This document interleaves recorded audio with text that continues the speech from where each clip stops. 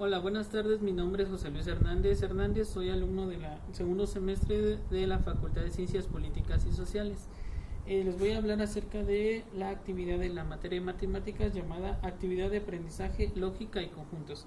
En esta actividad consta de 10 puntos en los cuales en la primera parte nos pide escribir en forma simbólica unos enunciados.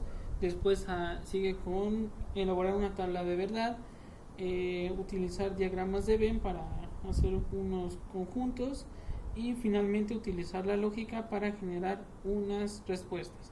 Como primera parte tenemos que nos pide escribir en forma simbólica los siguientes enunciados. Por ejemplo, el primer enunciado nos pide que si las exportaciones disminuyen, entonces bajarán las utilidades. En este caso utilizamos en forma simbólica la letra P para las exportaciones y la letra Q para las utilidades. Utilizándolo en forma simbólica generamos que menos P condicional menos Q quedaría como esta primera forma simbólica este enunciado, y así sucesivamente en los 4 siguientes enunciados tienen relación al primero. Bueno, pasando a la siguiente actividad, elaborar la tabla de verdad para la siguiente proposición. Tenemos la proposición, entonces utilizando una fórmula ya establecida vamos a verificar que, bueno, en este caso tiene 2 letras. Utilizando esa fórmula nos queda que vamos a usar 4 líneas. Las primeras 2 van a ser para la letra, vamos a organizar la letra P, la letra Q y los valores negativos.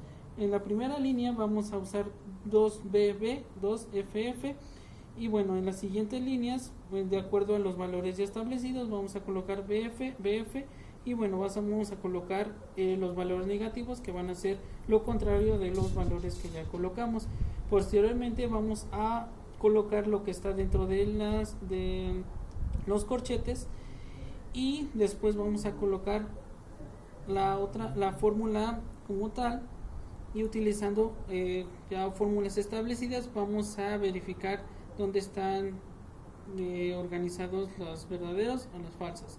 Y finalmente, utilizando toda la oración, bueno, toda la proposición, vamos a organizar estos valores falsos o verdaderos.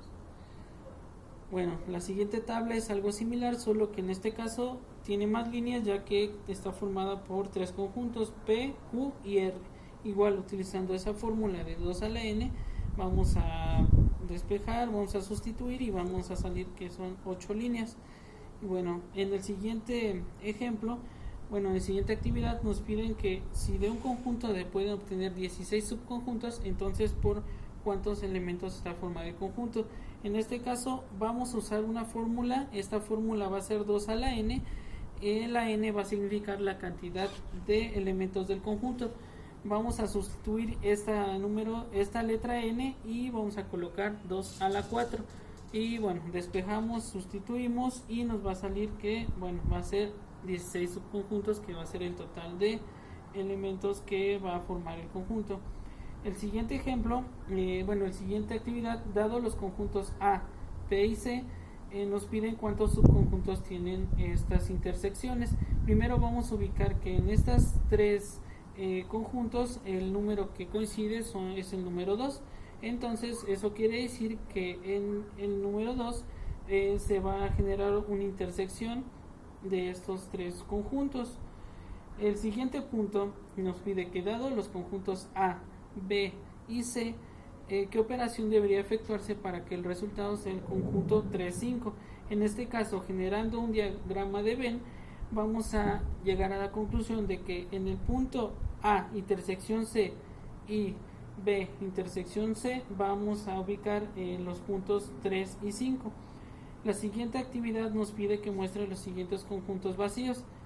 Igual se hace una serie de pasos en los cuales, utilizando los diagramas de Venn, vamos a generar este conjunto. Bueno, vamos a generar el diagrama que nos marque dónde están los conjuntos vacíos. El siguiente punto nos pide que una empresa televisiva hizo una encuesta a 400 personas, y bueno, aquí nos piden buscar diferentes puntos, y de acuerdo a unos datos en los cuales nos marca que son exclusivamente un número de personas, vamos a ir descartando, vamos a ir utilizando este diagrama para generar, bueno, las respuestas que nos piden.